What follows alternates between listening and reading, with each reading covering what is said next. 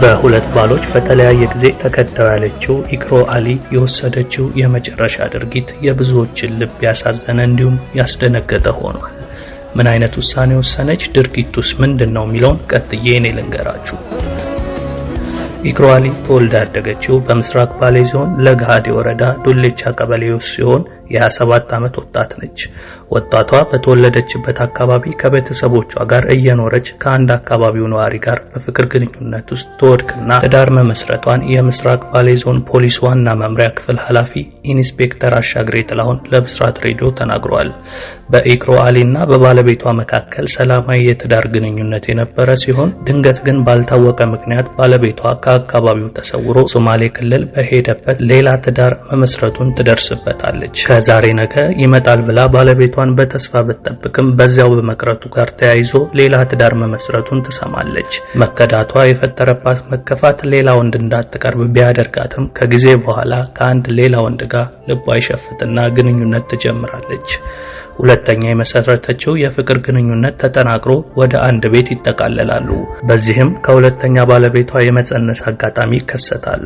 ሁሉ ነገር ሰላማዊ የነበረ ቢሆንም ሁለተኛ ባለቤቷ ለስራ በማለት የመጀመሪያ ባለቤቷ ጥሏት ወደ ሄደበት ሶማሌ ክልል የመሄዱን ዜና ትሰማለች።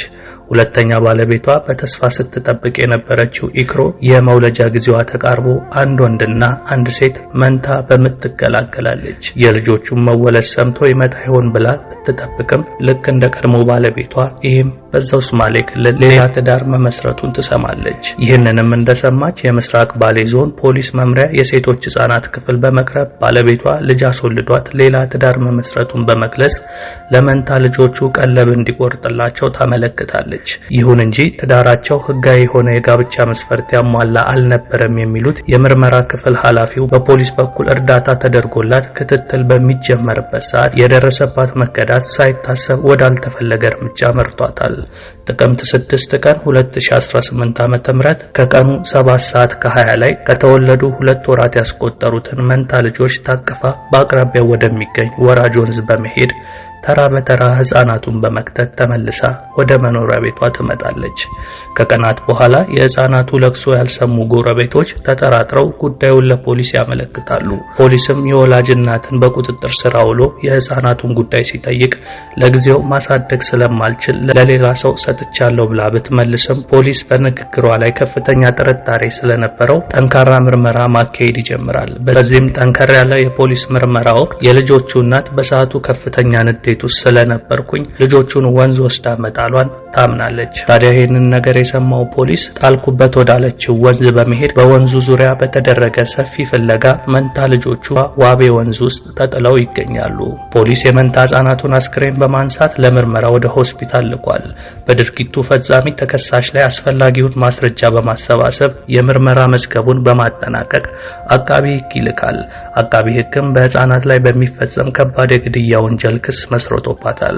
ክሱን ሲከታተል የቆየው የምስራቅ ባሌ ዞን ከፍተኛ ፍርድ ቤት የካቲት 26 ቀን 2018 በዋለው ችሎት ተከሳሽ ኢክሮ አሊ አስፋ አቅዳና ተዘጋጅታ የፈጸመችው የህፃናት ግድያ እጅግ ጭካኔና ነውረኛ በመሆኑ በ25 ዓመት እስራት እንድትቀጣ ወስኖባታል ሲሉ ዋና ኢንስፔክተር አሻግሬ ጥላሁን ጨምሮ ለብስራት ሬዲዮ ተናግረዋል።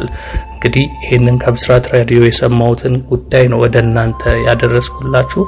አንዳንድ ሰዎች ይሄንን ዜና ከሰሙ በኋላ እንግዲህ በትዳር ውስጥም ሆነ በፍቅር ውስጥ እንደመከዳት ከባድ ህመም የለምና ይህች እናት በልጆቿ ጨክና ሳይሆን በሰዓቱ ስሜታዊ ሆና መከዳቱ የፈጠረባት ነገር ይሄንን ድርጊት እንድትፈጽም ያደረጋትና ልክ እንደሷ ሁሉ የከዷት ሰዎችም መቀጣት አለባቸው የሚሉ ሰዎች ተሰምተዋል። በሌላ በኩል ደግሞ የፈለገ ቢሆን በልጆቿ ላይ የምትጨክን እናት ልትባል አትችልም። እንደውም በሷ ላይ የተፈረደው የ25 ዓመት ፍርድ በጣም አናሳ ነው፣ የሞት ፍርድ ይገባታል የሚሉ አሉ። እስኪ እናንተ ከየትኛው ወገን እንደሆናችሁ ሐሳብ አስተያየት ስጡበት። እንደገና ደግሞ እሷን አግብቶ አስወልዶ የከዳት ሰው መቀጣት አለበት ትላላችሁ? እስኪ በዚህ ታሪክ ዙሪያ የተሰማችሁን ሐሳብ አስተያየት ከስር ጻፉልኝ። የእናንተው ይላ ነበርኩ። መልካም ጊዜ